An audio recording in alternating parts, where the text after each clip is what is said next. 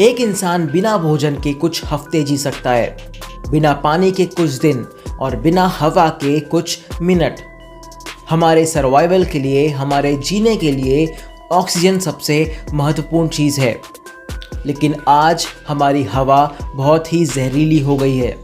हमारे भारत के कुछ राज्यों में तो हवा सिगरेट के धुएं जितनी जहरीली हो गई है।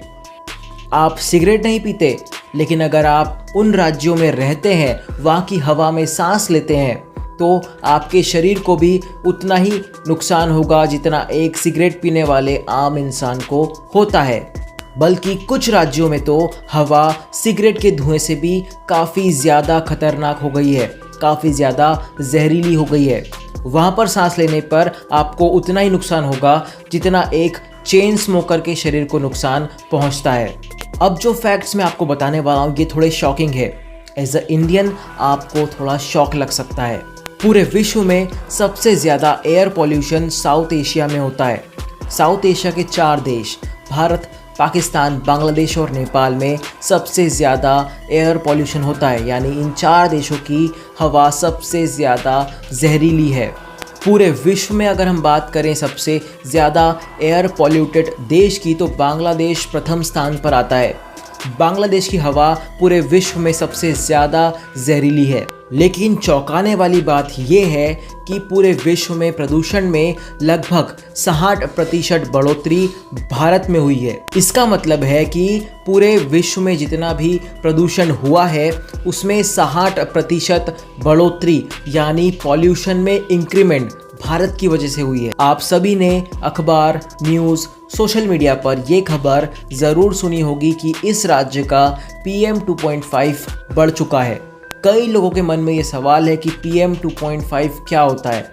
PM 2.5 हमारे हवा में मौजूद पार्टिकल्स होते हैं, ड्रॉपलेट्स होते हैं जो पॉल्यूशन फैलाते हैं। इसे ही पॉल्यूशन कहा जाता है। PM 2.5 का फुल फॉर्म है फॉर PM के लिए कहते हैं पार्टिकल मैटर्स या पार्टिकुलेट मैटर्स। और जो 2.5 है ये साइज़ है, 2.5 माइक्रोन्स इसका साइज़ होता है। और यहाँ पर एक और इंटरेस्टिंग फैक्ट ये है कि जो PM का सबसे बड़ा पार्टिकल है वो हमारे ह्यूमन हेयर से 30 टाइम्स स्मॉलर है। WHO के अनुसार फाइन पार्टिकल मैटर यानी PM 2.5 का जो सामान्य स्तर है हमारी हवा में वो होना चाहिए 5 माइक्रोग्राम पर क्यूबिक मीटर।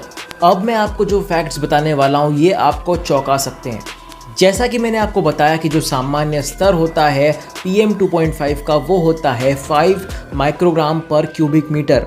लेकिन हमारे भारत में PM 2.5 10 गुना से भी ज़्यादा है। हमारे भारत में PM 2.5 का स्तर 58.7 माइक्रोग्राम पर क्यूबिक मीटर है। हमारे भारत की हवा में PM 2.5 सामान्य स्तर से 10 गुना ज़्यादा है। और आपको लगता है कि ये चौंकाने वाली बात है, तो इससे भी ज़्यादा चौंकाने वाली बात, गंभीरता वाली बात मैं आपको अब बताने वाला हूँ। खासकर दिल्ली में रहने वाले लोगों के लिए तो बहुत ही गंभीर बात है। अगर हम दिल्ली राज्य की बात करें तो सिर्फ दिल्ली की हवा में PM 2.5 का स्तर सामान्य स्तर से 25 गुना ज़्यादा है, जो सामान्य स्तर था 5 माइक्रोग्राम पर क्यूबिक मीटर। लेकिन दिल्ली की हवा में PM 2.5 का स्तर है 126.5 माइक्रोग्राम पर क्यूबिक मीटर। यानी दिल्ली की हवा सिगरेट के धुएं से भी ज़्यादा खतरनाक है। अगर आप सिगरेट नहीं पीते लेकिन आप दिल्ली में सांस लेते हैं, उस पॉल्यूटेड हवा में सांस लेते हैं, तो आपके शरीर को भी उतना ही नुकसान पहुंचेगा जितना एक सिगरेट पीने वाले इंसान के शरीर को पहुंचता है। और इतना ही नहीं, अगर आप दिल्ली के उस इलाके में रहते हैं जहां पर कचरा डंप किया जाता है पूरे शहर का और उसके बाद वहां पर उस कचरे में आग लगाई जाती है, बड़े बड़े पहाड़ आपको देखने को मिलेंगे जिनमें आग लगी है, कचरे के पहाड़, उसमें से धुआं निकल रहा है, कई हानिकारक गैसेस निकल रही है। अगर आप उस इलाके में रहते हैं तो आपके शरीर को भी उतना ही नुकसान होगा जितनी एक चेन स्मोकर के शरीर को होता है। चेन स्मोकर का मतलब होता है जो सिगरेट के बिना रह ही नहीं सकते, उन्हें एक के बाद एक सिगरेट लगती है। अब मैं आपको एक ऐसा फैक्ट बताना चाहता हूँ जो काफ़ी गंभीर है, जो काफ़ी चौंका देने वाला है, शॉकिंग है। एयर पॉल्यूशन के कारण यानी वायु प्रदूषण के कारण हमारे देश में जो लोगों की औसतन जीवन प्रत्याशा यानी जो लाइफ स्पैन है, जो जीने का जो औसतन उम्र है, वो घटकर 5 साल कम हो गई है हमारे देश में। यानी जिनकी औसतन उम्र एवरेज एज 70 साल होनी चाहिए थी, अब वो सिर्फ 65 ईयर्स तक ही जी सकेंगे। 5 साल घटने के कारण, एयर पॉल्यूशन के कारण अब उनकी जो एवरेज एज है वो 65 ईयर्स हो गई है।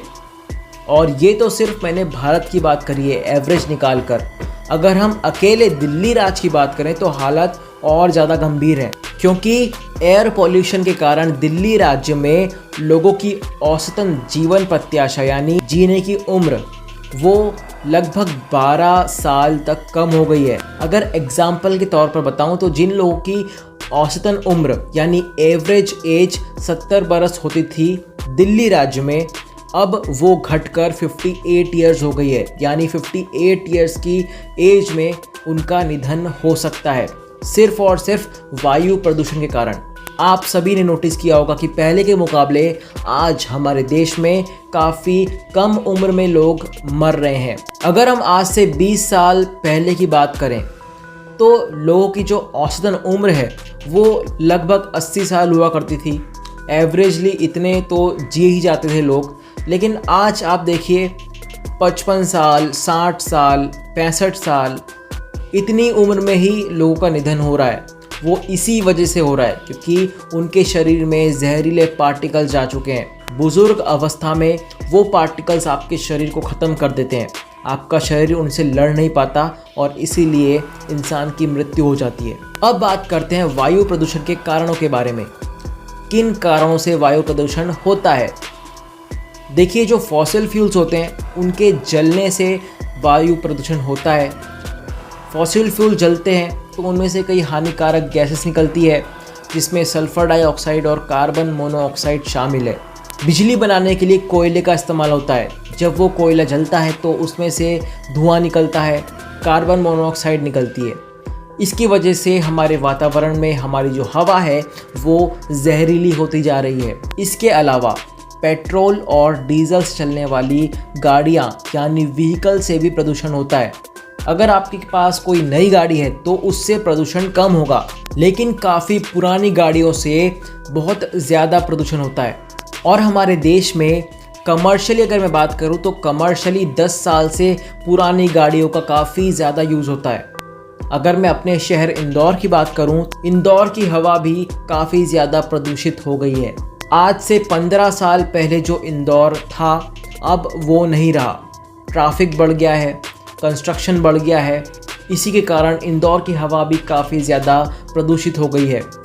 और इसका असर हमको आने वाले कुछ सालों में दिखेगा, जब ठंडी के मौसम में वो प्रदूषण नीचे आएगा और कोहरे के रूप में जमा होने लगेगा। और पुरानी गाड़ियों का इस्तेमाल सिर्फ इंदौर में ही नहीं होता, हमारे पूरे देश में होता है और ज़्यादातर कमर्शियली होता है। इसके अलावा हमारे देश में काफ़ी ज़्यादा मात्रा में कचरा जलाया जाता है। अगर मैं दिल्ली की बात करूं तो दिल्ली में जो पॉल्यूशन होता है उसका सबसे बड़ा कारण है पराली का जलना।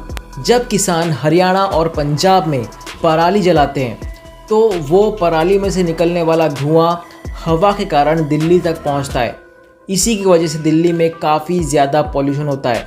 अब यहाँ पर हम किसानों को ब्लेम नहीं कर सकते, क्योंकि उन्हें भी तो अपना घर चलाना है। जो पराली होती है उसे निकालना अनिवार्य है, क्योंकि अगली फसल करने के लिए उस वेस्ट प्रोडक्ट को निकालना ज़रूरी है। अब अगर किसान उसे हाथ से निकालेगा या मशीन से निकालेगा या किसी को कॉन्ट्रैक्ट देकर निकालेगा तो उसका काफ़ी खर्चा हो जाएगा और वो घाटे में चला जाएगा। इसके लिए पराली जलाई जाती है क्योंकि वो सबसे आसान तरीका है, उसमें ज़्यादा खर्च नहीं है। लेकिन पराली जलाने के कारण हमारे देश में बहुत ज़्यादा पॉल्यूशन होता है, खासकर दिल्ली राज्य में। अब इसका निवारण तो सरकार कर सकती है, हरियाणा की सरकार, पंजाब की सरकार और दिल्ली की सरकार। लेकिन बातें बड़ी बड़ी होती है लेकिन होता कुछ नहीं। आने वाले 2 महीनों में आप देखेंगे फिर से पराली जलेगी और फिर से दिल्ली में पॉल्यूशन बढ़ेगा। इसके अलावा जो केमिकल प्रोडक्शन होते हैं उसमें से निकलने वाली जो फ्यूम्स होती है, जो वेपर्स होती है, उसके कारण भी बहुत ज़्यादा पोल्यूशन होता है। वो बहुत जहरीली गैसेस होती है, वो जब वातावरण में फैलती है तो एयर पोल्यूशन होता है। और भी कई सारे कारण हैं, लेकिन ये जो मैंने आपको बताए हैं ये मेजर कारण है एयर पोल्यूशन के लिए। अब हम बात करते हैं एयर पोल्यूशन से होने वाली बीमारियों के बारे में, ओवरऑल नुकसान के बारे में। सबसे पहले बीमारियों की बात करते हैं तो अस्थमा, ब्रीथलेसनेस यानी जो सांस लेने में दिक्कत होती है, दम घुटता है, वो होता है। और इसके अलावा टीबी होता है, लंग इन्फेक्शन होता है। लंग इन्फेक्शन इसलिए होता है क्योंकि जब आप उस पॉल्यूटेड एयर में सांस लेते हैं तो फाइन पार्टिकल जो होते हैं वो आपकी सांस के ज़रिए आपके लंग्स में जाते हैं। लंग्स में जाने के बाद लंग इन्फेक्शन होता है और इसके बाद आपको लंग कैंसर भी हो सकता है। इसके अलावा TB, general health problems, skin infection, eye infection और एवरेज एज में गिरावट, यानी जो जीवन प्रत्याशा है, जीने की जो एवरेज उम्र है वो घट जाती है एयर पोल्यूशन के कारण। वायु प्रदूषण के कारण हमारे जो वेदर है इसको काफ़ी इम्पैक्ट पड़ता है। आप सभी ने देखा होगा कि हमारे देश में या फिर हम दुनिया भर की भी बात करें तो काफ़ी वेदर ख़राब हो चुका है। बिन मौसम की बारिश होती है, कभी ओले गिरते हैं, कभी क्या होता है। और विंटर सीजन में यानी जो ठंड का मौसम होता है उसमें रोड एक्सीडेंट बढ़ जाते हैं इस एयर पोल्यूशन के कारण। क्योंकि जो एयर पोल्यूशन होता है वो आपको गर्मियों में नज़र नहीं आएगा, लेकिन ठंडियों में इसके जो पार्टिकल्स हैं वो काफ़ी क्लियरली नज़र आते हैं। जो कोहरा होता है, जो धुंध होती है, उसके कारण हमारे देश में कई सारे कार एक्सीडेंट्स होते हैं और उसके कारण कई सारे लोगों की जान चली जाती है। वीडियो के अंत में मैं बहुत ही साफ बात करना चाहता हूँ, हमारे देश की सरकारें एयर पोल्यूशन के लिए कुछ भी नहीं कर रही है। क्योंकि अगर कर रही होती पिछले 10-15 सालों से या 20 सालों से तो आज हमारे देश की हालत इतनी ख़राब नहीं होती। और अगर ऐसा ही चलता रहा तो हमारा देश बांग्लादेश को पीछे छोड़कर विश्व में सबसे नंबर 1 स्थान पर आएगा एयर पोल्यूशन के कारण। तो मुझे यकीन है कि आप सभी को ये वीडियो पसंद आया होगा, इसमें आपको कई सारी जानकारियाँ प्राप्त हुई होगी। तो मैं आपसे एक रिक्वेस्ट करना चाहता हूँ कि ये जो वीडियो है ये अपने फैमिली मेम्बर्स को, अपने फ्रेंड्स को और अपने जो भी साथी हैं आपके, उन्हें ज़रूर शेयर करें, लोगों को अवेयर करें। और साथ ही सरकार तक अगर ये वीडियो पहुँच रहा है तो मैं आप सभी से निवेदन करना चाहूँगा, आप इस मुद्दे को गंभीरता से लें और एयर पोल्यूशन को रोकने के लिए जल्द से जल्द कुछ रणनीतियाँ बनाएं और कुछ काम करें। और अगर आप में से कोई भी सिविल सर्विसेज की एग्ज़ाम के लिए प्रिपरेशन कर रहा है, तैयारी कर रहा है, तो मैं आपके लिए स्पेशली डिस्क्रिप्शन बॉक्स के अंदर कुछ पॉइंट्स डाल दूंगा जो इस टॉपिक के कुछ इम्पॉर्टेंट मेजर पॉइंट्स हैं। बाकी फ़िलहाल के वीडियो में इतना दोस्तों देखने के लिए आपका बहुत बहुत शुक्रिया। मुझे यकीन है कि आपको ये वीडियो पसंद आया होगा। इससे आपको कुछ ना कुछ जानकारी ज़रूर मिली होगी जो आपको लाइफ में कभी ना कभी काम ज़रूर आएगी, एक नॉर्मल इंसान के रूप में भी, और एक अगर आप किसी एग्ज़ाम की तैयारी कर रहे हैं तो उसमें भी आपको कहीं ना कहीं काम ज़रूर आएगी। अगर आपको ये वीडियो पसंद आया तो प्लीज़ इस वीडियो को लाइक और शेयर करना मत भूलिएगा। और मुझसे जुड़ना चाहते हैं, ऐसे ही कुछ इंपॉर्टेंट अच्छे वीडियोस देखना चाहते हैं जिसमें आपको मैं फैक्ट्स बताता हूं, जिसमें हम अलग अलग चीज़ों को कवर करते हैं, जिसमें कई सारे क्राइम केसेस भी होते हैं, पब्लिक अफेयर्स की बातें होती है और कुछ ऐसी बातें होती है जिससे आपको और हमारे देश को फ़र्क पड़ता है।